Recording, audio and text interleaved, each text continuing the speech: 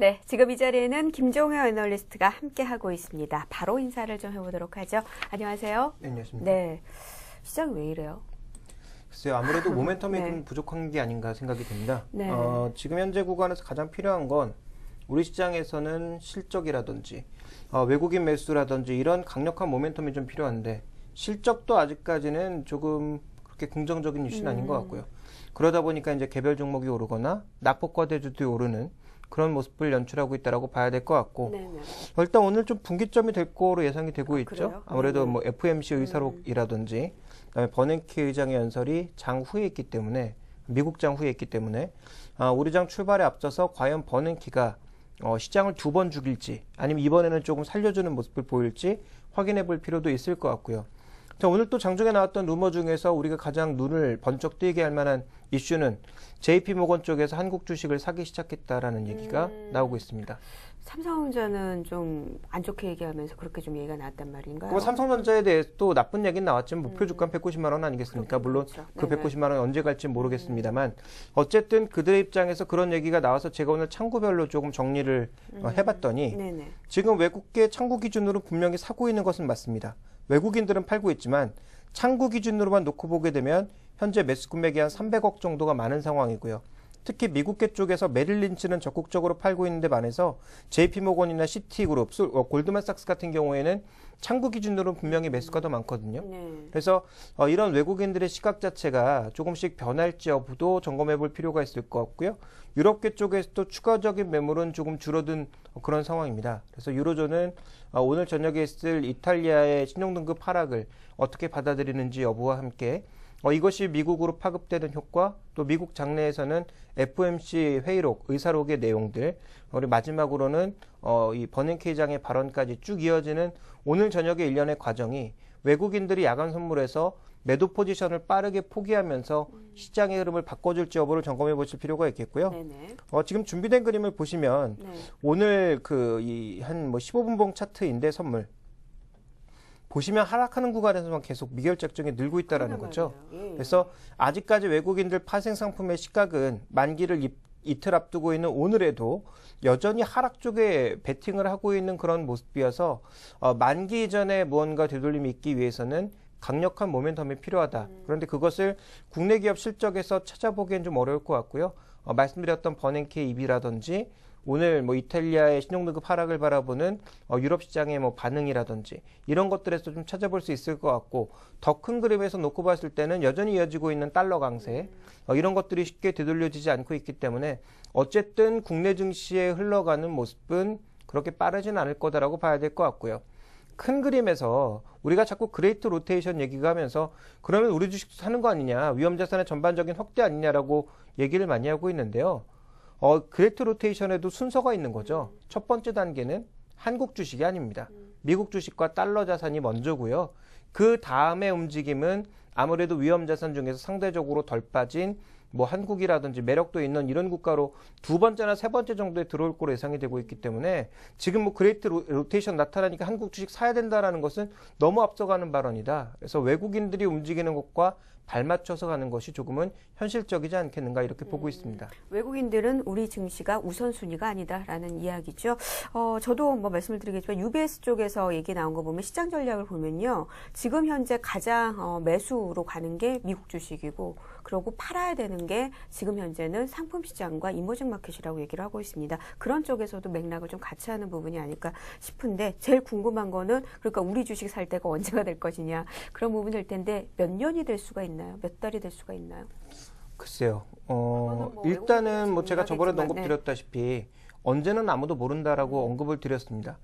제가 생각하기에는 아마 3분기를 기점으로 조금 바뀌지 않을까라고 생각을 하고 있습니다. 그렇게 보고 있는 근간에는 글로벌 경기의 전반적인 흐름도 3분기 이후에는 좀 개선될 것으로 얘기가 되고 있고 우리 시장의 대외의 이 영향력이 크기 때문에 결국 해외 쪽에서 뭔가 긍정적인 그림이 나타난다면 한국 증시에 대한 시각도 당연히 바뀔 수밖에 없다라고 판단하고 있고요.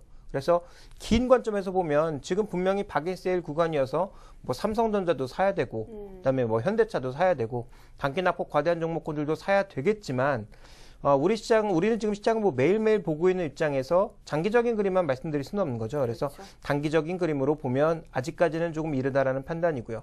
장기적인 그림 상에서는 분명히 절대적으로 싸진 종목은 있다. 그렇다면 그런 종목에 대해서는 뭐 주워 담는 전략. 그렇지만 한꺼번에 모두 주워 담기보다는 분할해서 주워 담는 전략이 나을 거다 이렇게 보고 있는 거죠. 알겠습니다. 시간이 좀 필요하다. 결국 지금 우리 주식시장은 그런 얘기가 될 수 있을 것 같습니다. 자, 그중에서 좀 눈에 띄는 업종이 하나 있어요.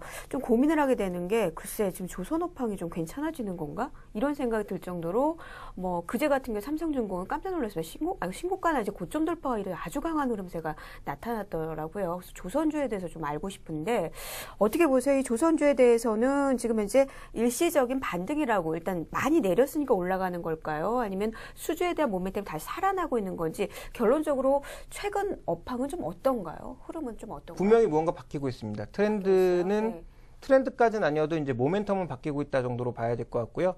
이 바뀌는 모멘텀의 여러 가지 근거를 놓고 봤을 때는 충분히 가능성이 있다라고 봐야 될 것 같고, 다만 모든 종목으로 파급이 될 거냐, 아니면 일부 종목으로만 파급이 될 거냐에 대해서는 고민이 좀 필요하다라고 보여지는데요. 네네. 먼저 글로벌 시장의 트렌드를 조금 보면 예, 가장 먼저 조선주에 드러나는 대해서죠? 게 이 클락슨 신조선가인데요. 조선업종의 애널리스트들 중에서는 요즘에 이거 믿지 말자 뭐 이런 얘기도 나오고 있더라고요. 네네네네. 왜냐하면 선종별로 워낙 다르기 때문에 네. 이거 하나만 바라보면 안 된다라는 건데, 이 고점이 190입니다. 근데 최근 얼마까지 빠졌냐면 126까지 빠졌거든요.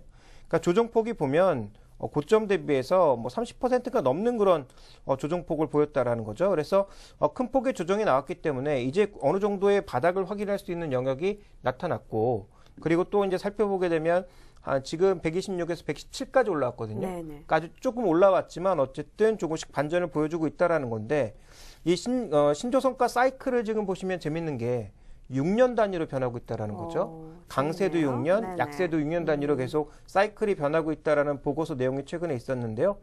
지금 2013년도 10월 정도가 이제 6년이 다 된다라는 거죠.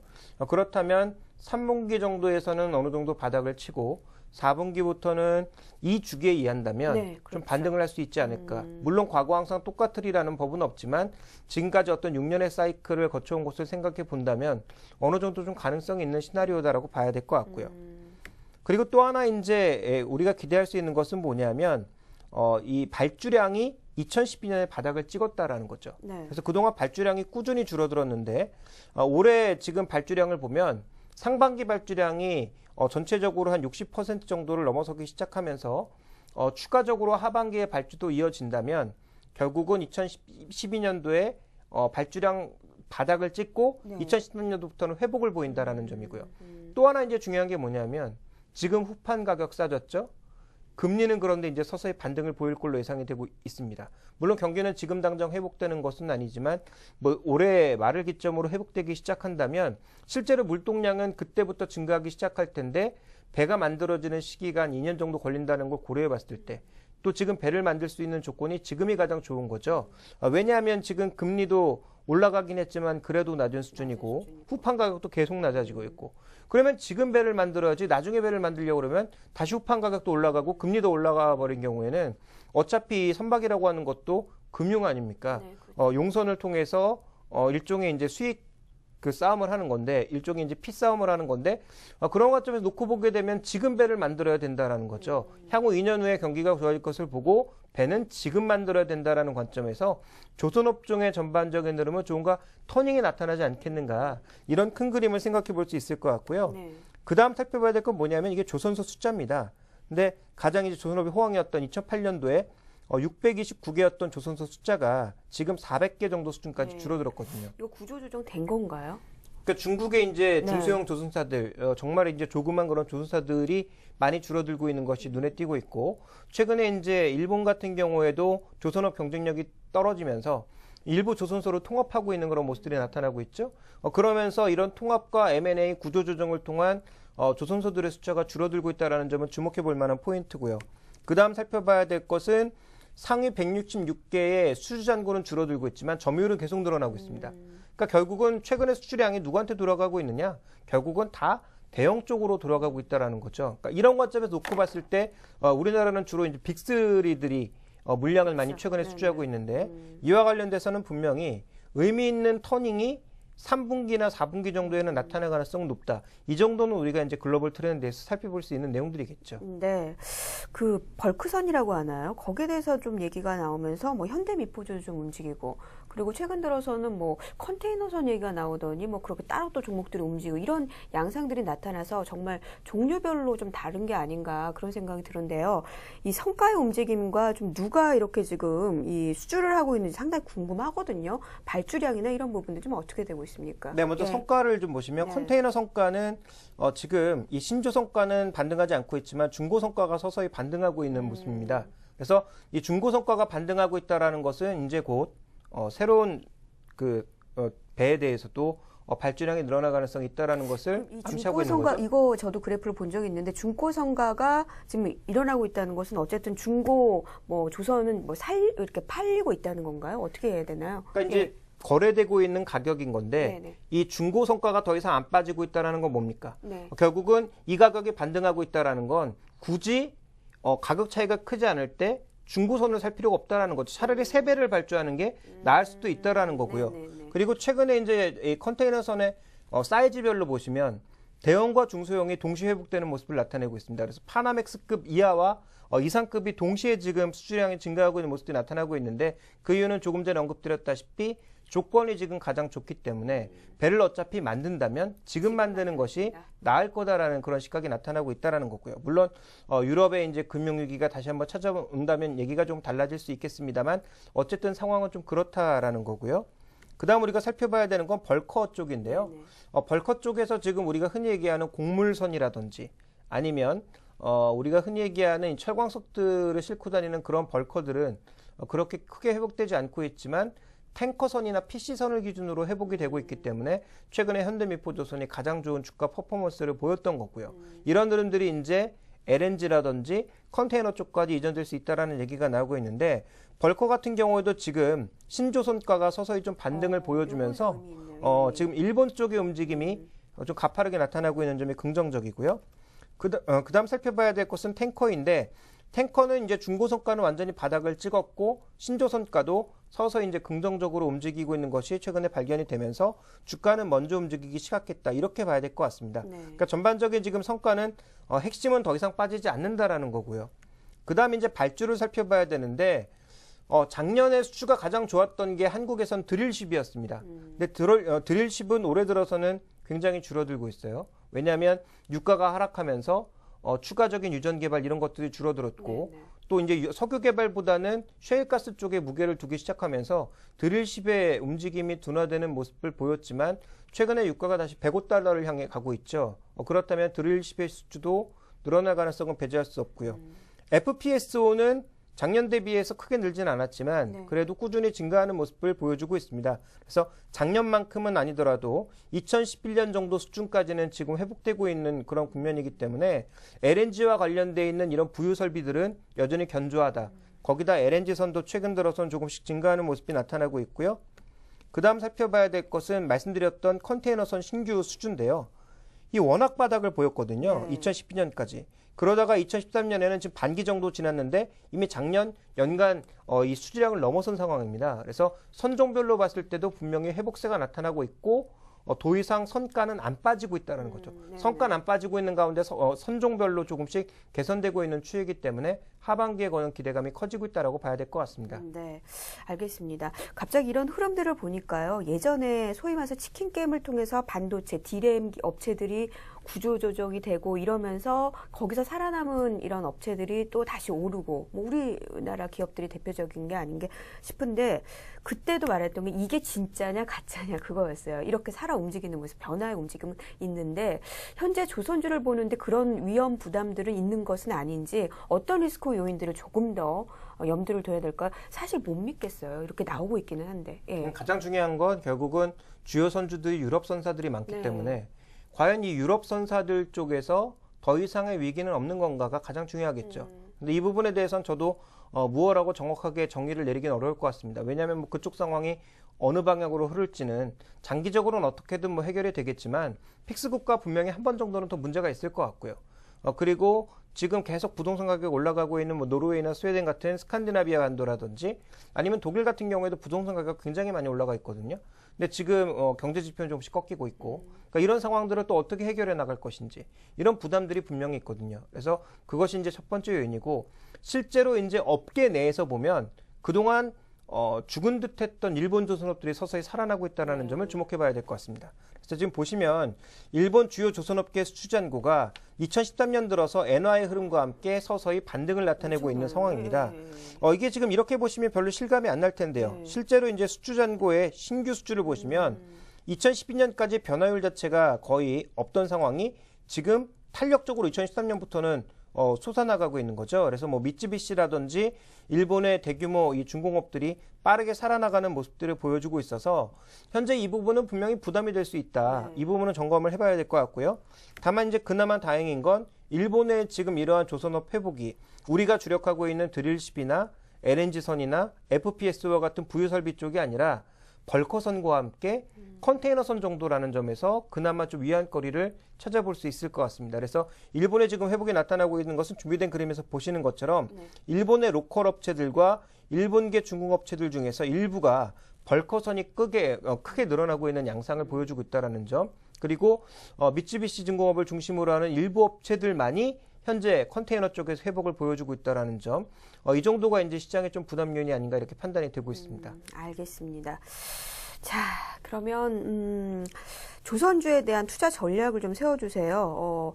많이 내렸기 때문에 이제 사야겠다라고 생각하는데 좀 지난 것 같고, 기술적으로만 보기에는 이 조선주에 대한 투자 전략은 단기, 중기적으로 봤을 때도 매력적인 구간이라고 보십니까? 어떻게 봐야 될까요? 단기는 여전히 트레이딩 구간이라고 보고 있고요. 그러니까 시장의 등락을 이용해서, 왜냐하면 지금도 보시면 아시겠지만 삼성전자가 기대 세우는 날은 조선주 못 갑니다. 그렇죠. 근데 삼성전자가 내리는 날엔 조선주가 가거든요. 그러니까 시장이 지금 체력이 탄탄하지가 않기 때문에 모든 종목을 같이 밀어올릴 만한 체력은 없다라고 보여지고요. 또 이 종목들을 같이 밀어올리기 위해서 프로그램 매수라도 강하게 들어와야 되는데 지금 쌓여있는 수주 차익 잔고 때문에 프로그램 쪽도 생각보다 강하게 들어오지 않고 있단 말이죠. 그렇다면 시장의 체력이 모든 종목을 받칠 수는 없는 상황임을 고려해 본다면 아주 초단기적으로 봤을 때는 트레이딩 정도가 가능하겠다라고 보고 있습니다. 그런데 중기적으로 보면 아까 말씀드렸던 이 모멘텀이 살아나고 있다는 관점에서는 사야죠. 그럼 어떤 종목을 사야 되느냐? 빅3 중에서 저는 탑픽으로 삼성중공업을 보고 있는데요. 지금 해양설비 쪽이라든지 LNG 선의 회복에 있어서는 가장 탄력적으로 움직일 수 있는 게 삼성중공업이고요. 지금 수주잔고 물량으로 봤을 때도 삼성중공업이 가장 나아 보이고, 삼성중공업은 최근에 삼성엔지와 연합을 해서 영국의 선사와 계약을 맺고 지금 북미 쪽 그 개발을 하고 있는 상황입니다. 그래서 북미 쪽 원유 개발을 함께 하고 있는 상황이기 때문에 이와 관련된 수주가 제가 보기에는 내년 정도엔 터진다라는 거죠. 그래서 이와 관련된 부분들도 생각해 볼 필요가 있을 것 같고요. 그런 관점에서 본다면 결국 우리가 주목해 봐야 될 것은 중기적으로 삼성중공업 정도, 또 최근에 뉴스 나온 거 보시면 저가 수주는 아예 안 한다라고 하죠. 그러니까 저가 수주를 받았는데 이건 너무 저가 수주기 때문에 이제 안 한다라는 그런 자신감을 보여주고 있다는 관점에서 삼성중공업은 주목하고 있고요. 이제 두 번째로 주목해 볼 종목은 대우조선 해양 정도, 뭐 비슷한 개념이고요. 현대중공업은 저는 조금 조심스러운데 아주 길게 본다면 모르겠습니다만 지금 한국항공우주의 인수 관련된 건도 있고요. 또 오늘 또 무기나 여러 가지 관련돼서 또 좀 잡음이 있었죠. 그러니까 이런 부분들을 고려해 봤을 때 현대중공업은 뭐 중기적으로 봤을 때는 조금 다른 종목에 비해서 탄력이 뒤처지지 않을까 생각을 하고 있고, 아주 길게 뭐 장기는 다 매수인데 적정한 장기, 예를 들어서 1년 이상 정도의 장기로 봤을 땐 또 물음표입니다. 왜? 지금 이 저가 수주 부분이 실적으로 돌아오는 상황에서는 또 수익성 문제가 또 불거질 수 있단 말이에요. 그때 저가 수주했던 부분 때문에 기대했던 실적이 안 나올 가능성을 배제할 수 없어서 지금은 뭐 전략이 굉장히 복잡하지만 아주 길게 뭐 3년 이상 추장기를 보다면 세 종목 모두 매수. 지금 한 달 이내의 단기는 트레이딩, 6개월 정도의 중기는 삼성중공업 매수, 그리고 1년에서 3년 정도 사이 정도를 보는 구간이라면 제가 보기엔 거기에 또 트레이딩을 병행한 관망 전략이 좀 필요하지 않나, 이렇게 좀 정리해 볼 수 있을 것 같습니다. 네. 뭐 조선주만 가지고도 한 3년 동안 좀 이렇게 전략 변하면서 이것만 봐도 되겠다, 그런 생각도 좀 많이 드네요. 알겠습니다. 뭔가 변하고 있는 조선주에 대한 전략을 좀 살펴봤습니다. 상당히 많은 분들이 궁금해하셨을 것 같은데 정리가 잘 됐습니다. 자, 그리고요, 좀 상당히 좀 우리가 아쉬운 게 미국 참 잘 가요. 예전에는 좀 동조화가 되는 부분이 많은데 요즘 없잖아요. 그리고 섹터별로는 좀 어느 정도 있어서 미국 쪽을 바라볼 때 있어서 우리에게 좀 보다 유리하게 좀 볼 수 있는 점은 어떤 것들이 있는지 이런 점들을 좀 알고 싶거든요. 미국을 보면서 어쨌든 그쪽이 주도 증시인 것 같거든요. 네, 근데 미국도 신고가만 봐야 됩니다. 미국도 지금 처참한 종목은 더 처참하거든요. 우리나라 지금 하락한 종목보다 더 처참한 종목들 많습니다. 뭐 발레로 에너지를 포함해서 에너지 관련주들 보면은 뭐 고점 대비해서 40~50% 빠진 다음에 이틀 정도 탄력적인 반등 나오고 있고요. 대부분 종목군들이 박스권 안에 묶인 거 굉장히 많습니다. 그래서 미국 증시도 지금 전반적으로 좋다는 얘기는 틀린 얘기입니다. 그리고 다시 한번 언급드리지만 미국의 3대 지수는 모두 주가로 평가받고 있는 지수입니다. 그래서 개별 단가, 예를 들어서 우리나라에서 100만 원짜리, 200만 원짜리 종목이 잘 움직이면 지수가 좋게 보이는 그런 왜곡 효과가 있기 때문에 미국 증시도 전반적으로 좋다는 틀린 얘기입니다. 그래서 미국 증시 좋으니까 미국으로 가자. 제가 보기엔 아마 이익 나신 분들 별로 없을 거라고 판단하고 있습니다. 그래서 지금 미국은 확실하게 신고가 종목을 노려야 되고 그 신고가 종목과 연동할 수 있는 종목을 노려야 되는데요. 뭐 시간 관계상 빠르게 좀 정리를 해보면 먼저 신고가 종목 중에 눈에 띄는 종목은 포드입니다. 포드 왜 강세를 보이는지 여러 번 설명드렸죠. 픽업 트럭, 그리고 또 하나 주목해봐야 되는 것은 SUV. 그렇죠. 그리고 지금 미국에서 주목하고 있는 8개의 차종 중에 5개 차종이 SUV입니다. 그중에 포드 차종이 2개고요. 3개가 일본 차고 현대차는 없고 현대차는 그나마 조금 부각받고 있는 8개 차종 중에 하나가 엘란트라 정도입니다. 그리고 최근에 이제 이 고급 차량 전부 판매량 줄어들고 있는 그런 국면이죠. 그러니까 포드가 이렇게 신고가로 가고 있는 동안 연동할 수 있는 국내 종목은 포드와 연관된 비스테온의 자회사 비스테온의 또 지분 관계에 있는 한라비스테온 공조 정도가 연관된 종목이라고 봐야 될 것 같고요. 최근 타이어 관련 수주가 늘어나고 있다는 관점에서 또 천연고무 가격이나 부타디엔 가격이 빠지고 있다는 관점에서 타이어 정도가 관심주라고 좀 봐야 될 것 같고요. 그 다음 살펴봐야 될 것은 미국의 지역은행들이 모두 신고가가 났습니다. 킥코프라든지 선트러스트뱅크스라든지 뭐 노던트러스트, 그다음에 뭐 뉴욕 멜론은행 등 지역은행들이 지금 다 신고가가 났는데 이 지역은행들이 52주 신고가를 보였던 결정적인 이유는 대형 투자은행들보다 그동안 덜 올랐다라는 점. 또 한 가지 중요한 것은 대형은행들은 규제에 들어가지만 이들은 규제에서 피할 수 있다라는 점. 그리고 최근에 미국에서 가장 주목하는 종목은 미국 내수만을 향해 있는 종목군들을 가장 선호한다라는 점. 이런 부분들을 살펴봤을 때 이들이 신고가 나고 있거든요. 그럼 우리나라 은행주들이 같이 갈 수 있느냐? 저 같이 갈 수 없다라고 보고 있는데요. 그나마 이제 국내 시장에서 미국과 같은 모멘텀은 아니지만 새로운 길을 찾고 있는 종목을 그나마 하나 찾아본다면 대구은행 정도가 중국의 새로운 판로를 열고 있다라는 관점에서 좀 연동될 수 있는 종목으로 좀 살펴보고 있고요. 그다음 살펴봐야 될 것은 시스코의 신고가입니다. 제가 이제 뭐 제 방송 들어오기 전에 보니까 종목 대 종목에서 제가 이제 지난 주말에 방송을 한 게 나오던데요. 시스코가 지금 신고가를 내고 있는 이유 한 가지입니다. 통신망 투자가 늘어나고 있기 때문이죠. 그래서 이 통신망 투자 증가에 따라서 그때 움직일 수 있는 종목군들, 뭐 KMW라든지 시스코에 납품하고 있는 이수페타시스라든지 그리고 컴캐스트 매출 증가에 따라서 기대를 할 수 있는 휴맥스 같은 종목군들에 대해서는 여전히 주목해볼 필요가 있겠다. 그래서 미국에서 또 지금 투자가 늘어나고 있는 것이 통신망 쪽에 투자가 늘어나고 있다는 점을 주목해 보실 필요가 있겠고요. 네. 김정현 애널리스트 5분 더 달라고 그럴게요. 천천히 해주세요. 네. 예. 좋은 그다음에 얘기를 이제 좀 우리가 많이 좀 해주시는데. 살펴봐야 되는 것이 이제 온라인 소비 쪽인데요. 우리가 이제 굉장히 좀 쉽게 보고 있습니다만 미국 쪽에서도 실제로 온라인 소비에 주목하고 있는 이유는 더 싸게 살 수 있기 때문입니다. 그렇죠. 그래서 물론 아주 큰 대형 제품들에 대해서는 여전히 오프라인 매장을 선호하는 모습도 일부 나타나고 있습니다만 기본적으로 옛날에 월마트에서 가서 샀던 것도 월마트 온라인에서 사고 그리고 아마존 같은 경우에도 최근에 변하고 있는 게 뭐냐면 각 지역별로 락커를 만들어서 산 것을 해당 지역의 락커에 갖다 놔서 거기서 가져갈 수 있도록 하는 그런 전략도 쓰고 있거든요. 그러니까 미국은 땅이 워낙 넓으니까 실제로 뭐 택배라든지 이런 것들을 통해서 물건을 받는데도 시간이 오래 걸리기 때문에 실제로 아마존 같은 온라인 업체는 오프라인 쪽으로 많이 이동을 하고 있고요. 반대로 이제 월마트를 포함한 오프라인 업체들은 온라인 쪽으로 많이 이동하고 있는 국면입니다. 그래서 장기적으로는 이것이 서로 섞이고 서로의 정보를 공유함으로써 이제 빅데이터를 통한 마케팅 같은 경우에도 활성화될 것으로 예상이 되고 있는데요. 어쨌든 온라인 소비가 좋다 보니까 아마존 같은 경우에도 최근에 시장이 전고점을 향해 가고 있는 구간에서 오히려 전고점을 넘어서 사상 최고가 수준으로 계속 가고 있는 그런 모습이고요. 그 다음 살펴봐야 될 것은 온라인 여행사인 프라이스라인입니다. 프라이스 라인도 현재 지금 신고가를 계속 돌파하고 있는 모습이죠. 어제도 올랐고 오늘도 오르는 그런 모습인데요. 자, 이런 온라인 연관주들이 결국은 효율성, 수익성 측면에서도 과거와 달리 긍정적인 모습을 나타내면서 과거에는 주로 이제 적자를 내거나 아주 소폭의 흑자를 내는 경우가 많았는데 최근에는 흑자의 폭이 점점 커지고 있다는 겁니다. 그래서 이들의 움직임을 주목해 본다면 국내에서도 관련된 뭐 카지노라든지 여행주라든지 인터파크, 뭐 롯데아이마트와 같은 이런 종목군들에 대해서도 관심을 계속 가져야 되겠다라는 판단을 하고 있고요. 자, 마지막으로 살펴봐야 될 건 구글입니다. 다시 또 900달러를 돌파하고 있는 모습이죠. 전반적으로 인텔, 마이크론 테크놀로지, 그다음에 뭐 시게이트 같은 HDD 업체들, 그리고 뭐 여러 테크 종목군들이 뭐 자일링스를 포함해서 반도체 업종에 속해 있는 종목군들이 전부 다 내려가고 있거든요. 예, 참 오랜만에 듣는 기업들이 많아요. 네, 그렇습니다. 그래서 최근에 이제 전부 강세를 보이다가 퀄컴도 내려가기 시작했죠. ARM도 인텔이 모바일 칩 시장에 참여하면서 꺼지기 시작했고요. 인텔 실적 전망 하향되면서 또 최근에 한 5%가량 주가 내려왔고, 그러니까 전반적으로 지금 기술주들이 다 흔들리고 있는데 구글과 아마존 정도가 지금 계속 가고 있단 말이죠.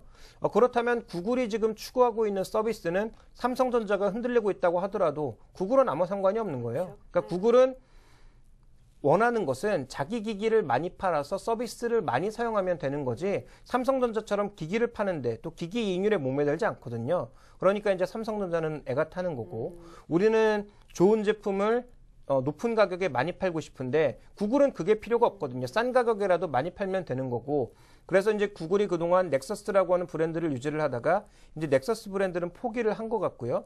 각 주요 제품들의 구글 에디션이라고 해서 구글이 원하는 옛날 그 레퍼런스 폰에 주었던 그런 이제 새로운 에디션들을 내놓고 있는 상황인데 그런 관점에서 이제 모토X가 나오게 되면 한 200달러 이상의 낮은 가격에 하이엔드 폰이 쏟아져 나오기 때문에 이런 부분들에 대한 부담이 나타나면서 하드웨어 종목군들은 최근에 조정을 겪고 있지만 구글은 서비스의 확장으로 인해서 또 구글 애드라든지 여러 가지 신규 서비스의 런칭으로 인해서 오히려 더 좋은 모습을 보여주고 있단 말이죠.